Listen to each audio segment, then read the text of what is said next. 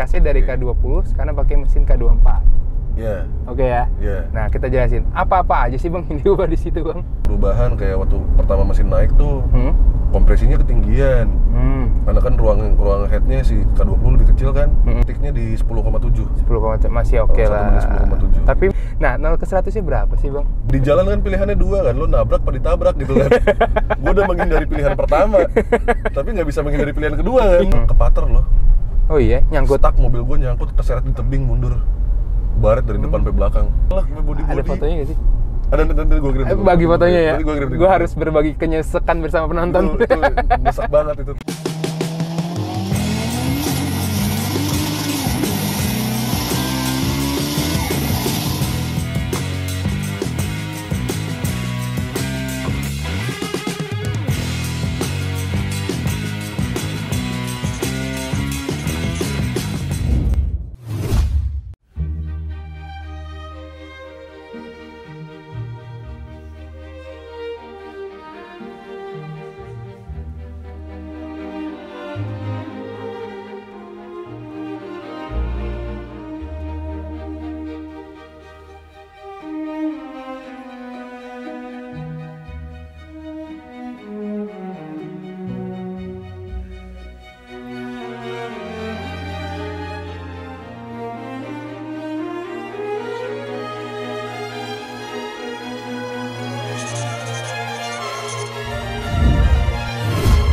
Selamat datang lagi di How to Treat Your Car. Meskipun dompet sempit, yang penting modif kita lancar.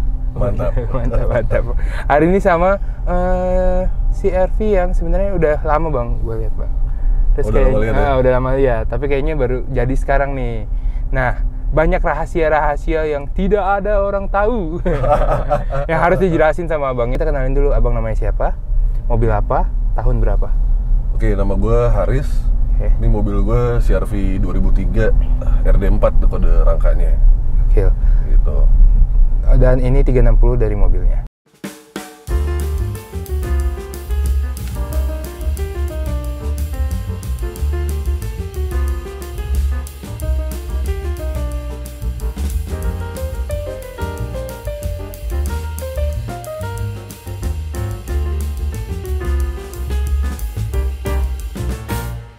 Kita ngomongin dari luar dulu lah, penampilan. Yoi. Nah, ini sebelumnya pertama kali yang atas itu fitment atapnya itu sebenarnya nggak ada ya, si crossbar. Crossbarnya sebenarnya nggak ada ya. Itu dealer option sih. Jadi kalau yang kalau yang aslinya Honda Access dia punya tuh. Tadi kan makanya gue pengen nanya tuh itu sebenarnya aslinya apa enggak, tapi gue nggak yakin gitu loh Bang. Si crossbarnya. Kalau itu aslinya kan Honda Access kan, dia agak melengkung. Cuman kalau yang gue pakai bukan yang original sih. Oke. Itu gue pakai yang aftermarket, tapi ya kopinya lah.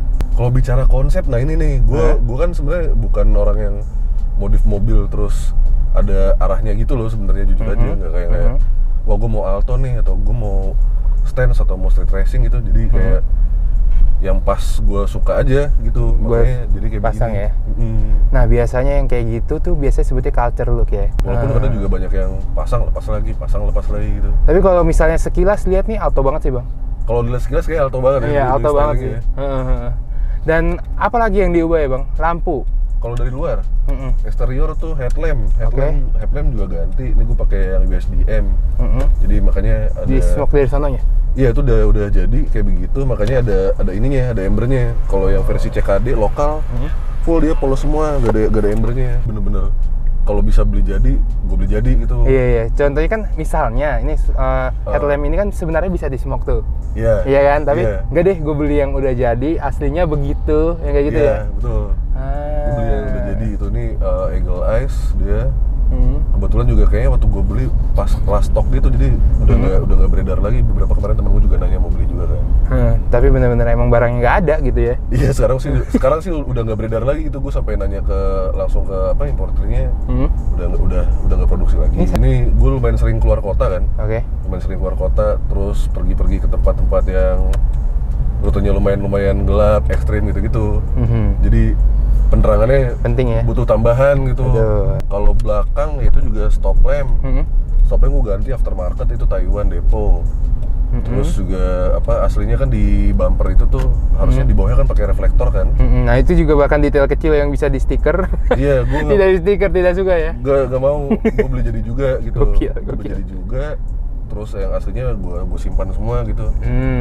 Sampai side markernya gue ganti juga kan. Jadi semua jadi dari depan sampai belakang tuh perlampuan semua hitam lah looksnya. Gitu. Pengen ketuton apa enggak? Tapi enggak juga ya, set decalnya warna. Set decalnya warna. Nah itu juga set decalnya buat nolong sih karena nggak ada set decal, terus gelap-gelap gitu semua. Kayak mati banget gitu loh. Warnanya ya di jalan tuh kayak gelap gitu ya. Gelap banget, gak ada yang ngasih aksen, makanya udah pakai set decal. Velg ini pakai Renault Duster. Ring. Pakai Renault Duster ring 16. Oke, speknya. Ring 16 gua lupa ya ET-nya, tapi lebarnya 6,5 kalau nggak salah. Oke. Ini bannya pakai Yokohama Geolandar 215/65. Udah lumayan berasa kayak HT tadi sebenarnya. Iya, halus ya. Halus ya. Kayak ban buat jalan bener ya. Nggak masuk ke dalam. Sedangkan kita tahu CR-V tuh lumayan suara dari jalan tuh lumayan masuk gak sih bang? Faktanya. Iya memang. Iya kan? Rotasinya memang. Rotasinya lumayan masuk ya. Terus? Jadi kalau lo nggak nambah ekstra peredam, pasti lumayan bising masuk ke dalam tuh. Emang bawaannya begitu sih. Ini lu nambah gak? Ini gua nggak nambah sih. Nggak nambah ya. Jadi dari gua beli ya peredam tuh nggak gua tambahin. Mungkin ada kayaknya tapi di dalam ini. Tapi emang berarti pada dasarnya si ban ini benar-benar tidak berisik seperti yang. Iya. Nggak seperti kebanyakan, makanya ya oke juga sih pakai ini. Paling deflecta tuh. Oh iya, deflecta. Paling gue pasang deflecta tuh di hood EGR di depan. Itu pakai EGR sama ini juga nih apa window visor-nya. Window visor. Ini talang air nih juga EGR juga sama. Oke. Jadi set lah. Nomor plat juga dicat ulang ya. Iya, plat nomor depan belakang gue repaint, gue rapiin. Kita tahu warna plat putih itu pudar. Intinya begitu ya. Pudar, gampang banget kotor. Terus juga si huruf dan angkanya tuh lama-lama apa ya? Kayak buyar gitu catnya. Di luar tuh kayak udah nggak ada sih. Detail stiker komunitas ya. Ya paling stiker aja tuh. Komunitas. Kita ngomongin yang agak panjang. Apa nih? Jangan itu dulu deh, di interior dulu ya. Interior. Oke, interior apa aja detailnya?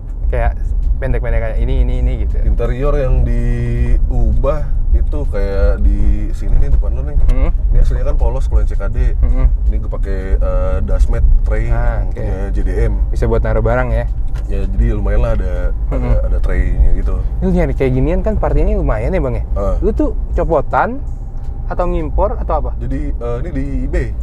Jadi dari eBay berarti copotan sono gitu ya? Iya, copotan sana. Itu juga. Terus juga ini nih aslinya kan bukan cup holder nih, harusnya nih di bawah panel AC nih. Aslinya dia kalau yang CKD tuh asbak. Asbak, tapi kalau punya RD7, ada seri rangkanya RD7 CR-V Gen 2, dia cup holder kan. Nah, ini gue beli juga nih, gue convert juga. Ini. Terus juga ini sama nih sebelah kanan nih, harusnya kayak tempat buat naruh koin gitu. Berarti sebenarnya aslinya tuh nggak ada cup holder? Aslinya cup holder cuma ada di meja doang. Oke, tapi di bawah juga sini. Mejanya udah gue ganti nih. Ganti jadi? Ini mejanya yang versi RD7 juga. Oke. Jadi ini, terus juga si meja ini nih konsol box ini nih, satu konsol box. Punya RD7 gue ganti karena dia lebih panjang, terus di penumpang belakang ada cup holdernya dapat lah gitu. Banyak ya jadinya ya? Iya. Ini head unit? Ini mah head unit, aftermarket lah, mereknya Nakamichi. Juga beli Android. Nah ini satu hal nih, mungkin banyak nanya kenapa pakai head unit kayak ginian gitu kan. Nah, kan mobilnya klasik gitu ya? Nah gue tuh nggak hafal jalan orangnya. Oke, sama. Nggak hafal jalan, jadi dikit-dikit Google Maps, Google Maps. Nah kalau pakai handphone tuh, handphone gue panas. Terus kadang juga harus dicolok mulu gitu kan.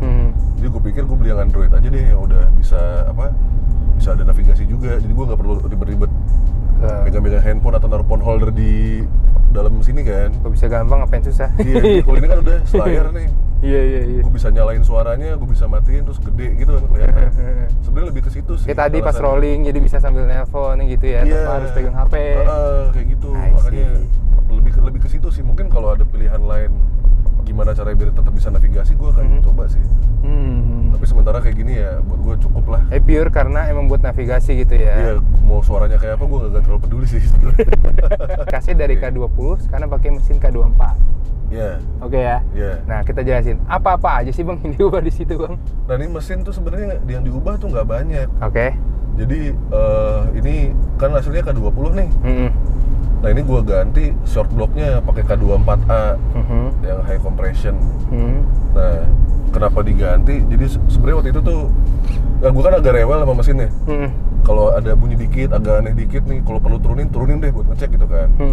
Nah, akhirnya singkat cerita kemarin udah turunin aja. Tadinya mau gua ganti ke K20 lagi, tapi agak susah nyari barangnya malah. Oke, lebih susah malah ya K20. Anehnya ya? Kemarin pas gua nyari agak susah gitu kan. Ya udahlah, di bengkel gua tuh lagi ada barang juga nih K20A nih JDM high compression, ya udah terus pasang aja, walaupun ada beberapa hal yang harus di reset dulu lah, nggak bisa plug and play banget gitu. Akhirnya gue pasang. Nah, jadi dia headnya tetap K20, si headnya long blocknya tetap K20, short blocknya K24, transmisinya tetap K20.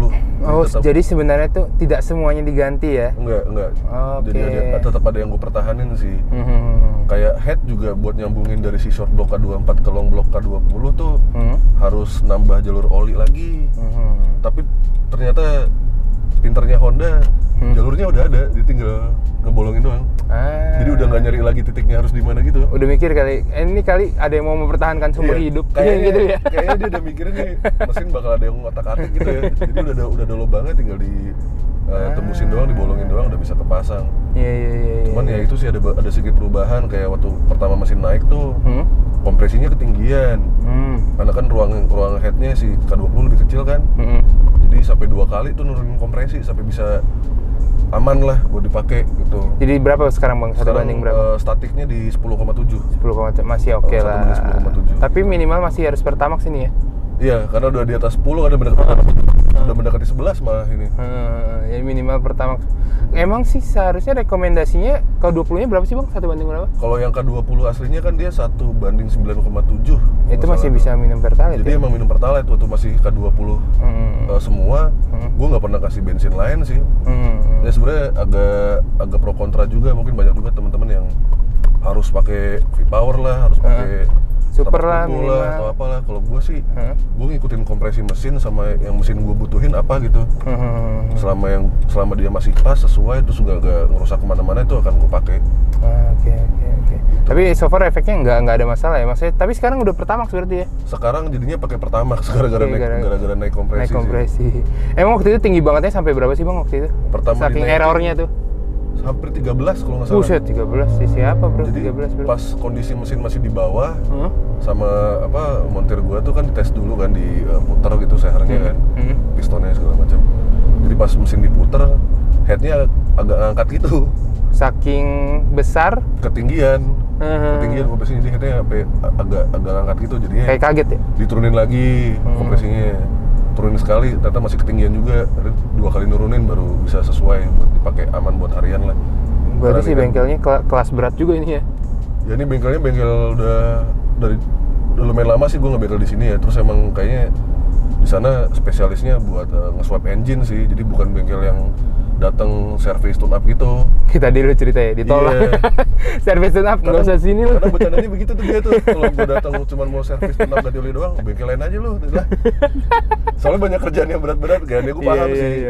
Gara-gara gue datang mau servis ganti oli jadi ribet lagi ngelepas dulu ya. Iya, jadi ninggalin kerjaan lain. Sebenarnya bercandaan aja sih, tapi tetap dikerjain juga. Lucu. Oke, dari mesin apa lagi Bang ini ganti? Sudah atau? Paling kemarin juga sekalian turun tuh, jadi head semua tuh di porting polish. Head di porting polish semua. Transmisi tetap 4 speed sama pakai Unichip sini. Dastec. Iya, pakai Unichip X Plus. Berarti rasa bejekannya gokil ya. Gue pengen coba ngetes, tapi lagi ada yang viral tuh, ngetes kenceng-kencengan terus habis itu. Kayaknya tidak usah ya. Janganlah. Nah, 0 ke 100-nya berapa sih Bang? Belum pernah gue ukur sini. Belum pernah ya? Belum pernah gue ukur. Dengan spek gini, maksud gue kan udah naik CC. Terus juga, soalnya gue nyetirnya bukan ini sih, gak yang buat kenceng-kencengan, speeding bejek-bejek sampai mentok-mentok pedal gitu, kayak cuman cruising aja. Oke, kita nggak usah 0-100 deh. Nyetir paling kenceng lo di berapa sih? Gitu ya, boleh ya? Mobil ini? Mobil ini, nah ini gini dulu nih. Ini kan dia kan sekarang 220. sejak gue naik ring ukuran velg sama ban, dia jadi si speedometer sama GPS jadi sesuai kan. Waktu ring 15 tuh nggak sesuai, jadi di speedometer 150, di GPS tuh baru 130 gitu kan. Nah sekarang udah sesuai nih. Ini gue bawa di mobil paling kenceng kayaknya baru cuma sampai 170 deh. 170 ya. Dan itu masih ada sisa napasnya gak? Jedanya masih ada gak? Masih ada ya? Masih. Ini kalau ini kan cuma 4 speed. Jadi emang bukan buat track panjang gitu sih. Jadi buat dia bukan lebih ke kencang sih, lebih ke cepat jadinya. Ini pertanyaan awam bang, ini kan K20 naik ke K24. Lebih cepat panas gak sih? Jatuhnya kan bebannya berat ya? Kalau bicara suhu mesin, iya dia sedikit lebih panas. Makanya kemarin juga gue sekalian ganti radiator lagi gitu. Yang lebih besar? Pakai 2 ply. Terus juga sekalian ngebenerin lagi tuh jalur-jalurnya. Kalau ngomongin soal BBM-nya, jadi lebih boros gak sih? Awam lagi nih, pasti orang nanya gitu kan? BBM 2024 pasti bigger. BBM mungkin ini sih kayak tetap sebenarnya nggak jauh beda sama waktu masih K20 ya, masih full 2000 cc ya. Ini sekarang kalau dalam kota gue jalannya santai gitu ya, jalan-jalan segini nih, ini masih bisa 19 bensinnya. Tapi kalau udah jalan dalam kota macet-macet terus stop and go-nya agak kasar gitu, bejek paling cuma 17. Pertanyaan awam ketiga, masih kuat gak sih bang buat jalan jauh? Paling jauh kemana sih bang? Ini mobil dengan kondisi mesin yang ini apa mesin sebelumnya? Yang ini. Mesin yang ini jujur belum gue bawa jauh. Belum pernah ya? Kayak misalnya 5 jam di jalan, 7 jam di jalan, yang gitu-gitu modelnya. Minggu lalu tuh ada libur gitu kan, di hari Kamis apa Jumat ya? Minggu lalu tuh ada libur gitu kan. Nah itu gue sama istri sama anak gue, gue pakai ngetes doang sih ke Tangkuban Perahu situ tuh. Sampai Tangkuban Perahu mau terbalik lagi gue pulang ke rumah. Dan itu mesin aman? Aman semua. Temperatur aman? Temperatur aman, semua aman, gak ada masalah sih. Itu juga bener-bener gak berhenti gitu. Jadi dari rumah gue jalan tuh langsung lewat Lembang sana, ketemu Tangkuban Perahu udah sepi, gue mau terbalik lagi pulang. Pertanyaan awam terakhir. Masih enak gak sih bang buat harian? Jauh lebih enak karena gue juga ngegas gak banyak-banyak. Terus juga buat stop and go-nya lebih enak gitu, lebih cepat. Gitu. Karena gue tujuan naikin mesinnya bukan buat speeding sekali lagi. Jadi buat cepat kan beda, cepat mah kencang. Kalau kencang kan di atas lo bisa sampai top speed berapa gitu kan. Ini lebih cepat sih buat akselerasi gitu. Minimal nggak dipotong orang di jalan. Iya, minimal buat stop and go gue nyodok-nyodok masih oke lah. Masih asik ya? Masih asik. Kenapa pilih mobil ini bang? Sebenarnya milih mobil ini waktu itu pertama gara-gara apa ya? Gue waktu itu kan istri gue udah mulai hamil gede tuh, terus udah mau lahiran anak gue. Terus kayaknya kan sebelumnya gue pakai sedan. Biasalah, kayaknya agak ribet nih, nggak bisa bawa stroller banyak apa segala macem gitu. Akhirnya ya udah jual tuh sedan. Akhirnya gue beli ini. Terus juga kenapa beli ini, waktu itu budgetnya nggak ada buat beli yang lain. Terus dengan uang yang gue punya gimana ya dapat yang masih enak buat di main-mainin gitu. 0 sampai 10 kasih nilai dong buat mobil ini yang udah lu build sedemikian lama, cakep. 0 sampai 10 kayaknya gue ngasih nilai 8 kali ya. 8 ya. Duanya kemana? Duanya ke detail-detail kecil. Contoh tuh kayak di bumper bekas ditabrak gitu tuh. Harian sih ya. Ya, Delius gitu. Ada aja tuh kadang tuh. Yang bikin sebel aja ya. Di jalan kan pilihannya 2 kan, lo nabrak apa ditabrak gitu kan. Gue udah menghindari pilihan pertama, tapi nggak bisa menghindari pilihan kedua kan, karena kan kontrol orang lain itu. Jadi setuju. Ya, sisanya mungkin buat ke situ sih. Sama ya ini juga mungkin dari segi styling kan gue nggak yang ini arahnya ke sini, modifnya begini, enggak. Jadi ya selama masih enak gue lihat, why not ya? Iya. Oke. Cerita paling nggak bisa dilupain bersama mobil ini bang? Paling nggak bisa dilupain sama mobil ini? Ini tuh apa ya? Kayak tempo hari nih sama temen-temen anak-anak CR-V juga tuh. Jadi kita FWD murtad ceritanya. Mobil FWD, muncak nih pasti nih. Mobil FWD kita pakai buat overland dengan jalur yang cukup ekstrim waktu itu tuh. Kalau nggak salah yang rame-rame CR-V semua bukan sih bang? Iya. Kayaknya gue pernah lihat deh di story-nya sih itu. Kita dua titik tuh, kita ke Hambalang terus naik ke Pondok Pemburu Cisadon namanya. Pas kita nyebrang Sungai Hambalang tuh arusnya lagi tinggi. Buset. Airnya lagi tinggi, arusnya Naik, lagi kencang juga. Jadi tuh air tuh sedengkul. Oke. Kita nyebrang sungai dengan kondisi air sedengkul. Buset. Agak bahaya sebenarnya kan buat mobil matic begini lagi, tapi intake-nya tinggi nggak sih ini, Bang? Nah, ini untungnya mobil ini intake-nya di atas, terus rekstirnya juga gantung di atas. Oke. Jadi dipakai buat nyebrang gitu nggak tenggelam. Itu aslinya dari bawaannya memang sudah di atas ya? Bawaannya, iya. Kalau Gen 3 kan dia udah di bawah tuh rekstirnya. Oke, emang buat berat berarti? Kayaknya memang didesain buat itu sih, soalnya aslinya kan kalau versi luar dia kan AWD kan. Yang versi lokal aja nih dipotong-potongin. Hai Honda, pelit sekali Anda. Nah, terus abis dari nyebrang di Hambalang itu tuh kita pakai naik lah Pondok Pemburu kan. Gua kepater loh. Oh iya, nyangkut. Stuck, mobil gua nyangkut, terseret di tebing, mundur. Baret dari depan sampai belakang. Anjir. Parah dong itu ya. Ya, pulangnya ngeliat mobil tuh bengong. Agak nangis sedikit ya. Udah gak bisa naik nih. Gua akhirnya turun dari mobil, gua duduk depan mobil ngerokok bengong tuh. Nunggu ditolongin orang. Yang lain udah di atas? Yang lain udah di atas, gua paling belakang kan soalnya kan. Sampai akhirnya akhirnya ada orang yang nolongin lah, didorongin tuh. Ngehnya udah sore? Rame-rame. Enggak. Ya lumayan sih itu ke stuck kayak gitu, kayak hampir sejam gitu lah. Lah, mereka semua udah jauh tuh? Jadi, enggak, justru gara-gara kita nyari orang yang bisa nolongin. Oke. Untung di atas tuh ada tempat namanya Filemon Camp tuh.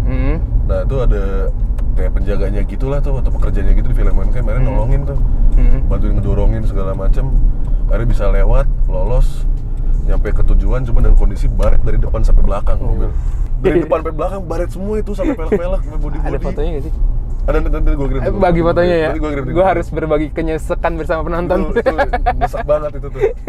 Yang repaint pelek juga lumayan kan soalnya kan. Oh, peleknya kena juga? Wah, hancur pelek. Waduh. Makanya ini warnanya sekarang berubah jadi kayak gini nih, gara-gara gue repaint sekalian. Itu aja teman-teman video kali ini.